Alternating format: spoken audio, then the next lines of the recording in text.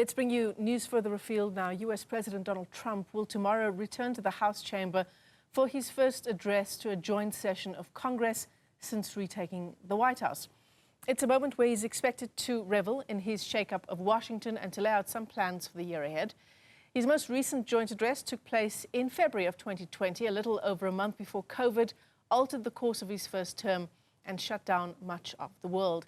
So what will his second-term priorities be? Let's bring in U.S. policy expert and Daily Maverick associate editor Brooks Spector. It's always a pleasure talking to you. Thanks very much for coming on this afternoon, Brooks. It won't be a State of the Union address, right? And you'll tell us why in just a moment. But who can forget that address from 2020 and that picture of Nancy Pelosi in the background tearing up his speech while he sat there in Congress?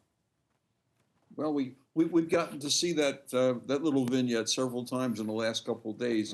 The moment he finished the speech, he took her copy, tore it in half dramatically, and put it on the desk right in front of her while she was still Speaker of the House. Obviously, it was an advanced copy. It wasn't the copy. This is not a State of the Union speech in the formal sense that the Constitution demands it, that the president shall from time to time come before the Congress and so forth. But effectively, it will be the same thing. And it's not a State of the Union speech because he just became president, so he really hasn't had time to have policies that have taken place over a year, say. Yeah. But what we expect, what everybody expects, will be, we assume, an explanation of why the dramatic and drastic shakeup of government departments, the rather massive firings in many places, the shutting down of some parts of some departments and some agencies like the USAID agency, and perhaps that he will move to his vision of international affairs and America's place in it, in which he is going to be talking about the new world relationship that he hopes to achieve with Russia, with China, and with Europe. Those would be the three main pillars of it. I don't expect, for example, that he will spend much time talking about the necessity for dealing with climate change, since he is convinced that it is all just a giant hoax. I think you're going to hear a great deal about energy independence. You're going to hear significantly about the way in which the tariff regimen that he hopes to put in place against competitors and allies alike is going to, in his words, be of benefit to Americans, to increase domestic production, and some people are arguing returning funds to the taxpayer, although that seems unlikely. If you listen to most economists, it's going to increase costs to consumers. What I assume we will also hear is some explanation of the way in which he hopes to achieve a settlement in the Ukrainian conflict, as well as the Middle East, the broader perspective from Gaza to Israel to Iran, and his hopes to somehow bring about the Abraham Accords version 2.0, which would build on the relationship that was created toward the end of his first term.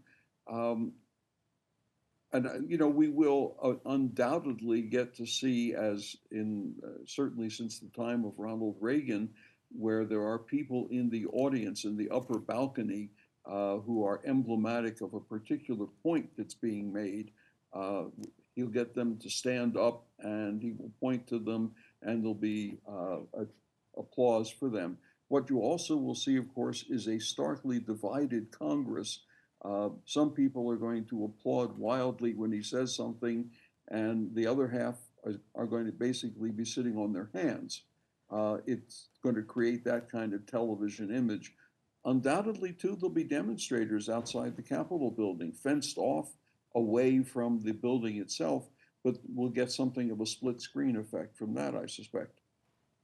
Yeah, in fact, that was exactly what you're describing now is how some people described his 2020 State of the Union address, part TV, part game show, part WWE SmackDown.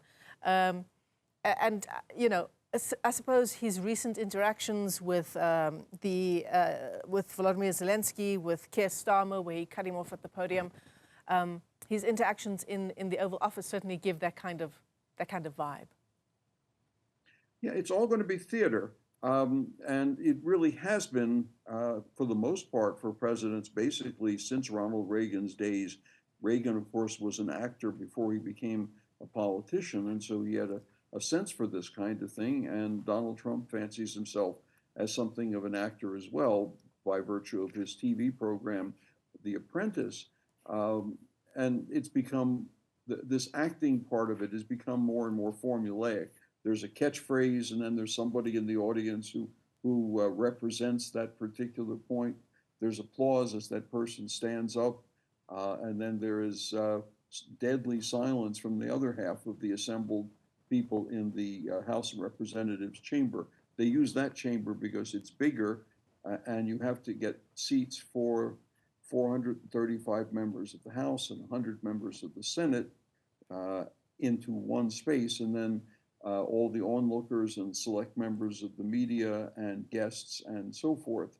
The Democrats say they're going to invite at least representatives of some of the people who have been summarily fired from some of the government agencies once they have been subjected to the Elon Musk treatment. We'll see how that goes too.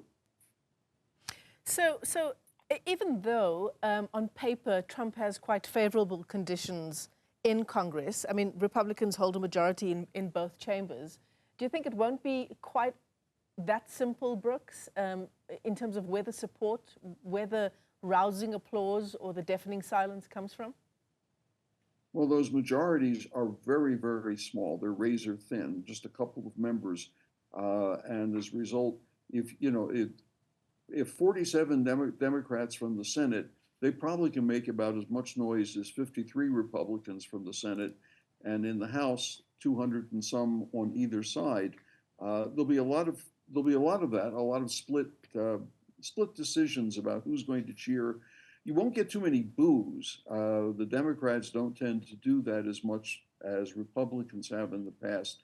I remember there was one during a State of the Union address by Barack Obama when he was president.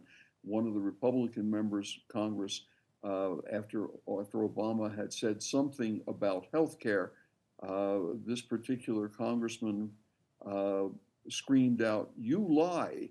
And the audio engineers for television didn't pick it up cleanly, but everybody knew what he said.